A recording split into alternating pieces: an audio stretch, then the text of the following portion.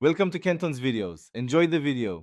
You start by creating a sequence that matches your footage, then import both clips into the project. Drag one clip to video track 1 and the other to video track 2 so they stack. Once done, trim each clip to the rough in and out points where you want the split screen to begin. Make sure the playhead marks the moment you'll crop and position. This gets you immediately into the timeline, no extra setup, so you can focus on framing and timing. Now you crop each clip to expose only its half of the frame.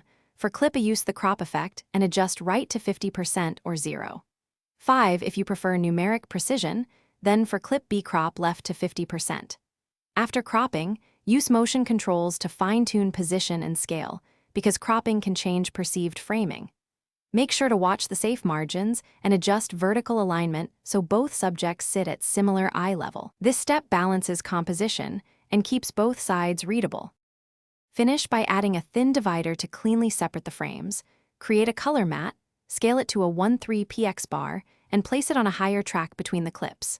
Then apply lumetri color to match exposure, white balance, and contrast so both halves read as one scene. If you see edge flicker or a hard seam, nudge the crop by 0.5 px or enable anti-aliasing in the effect settings. This resolves most visual glitches. Thanks for watching. Consider subscribing if we helped you.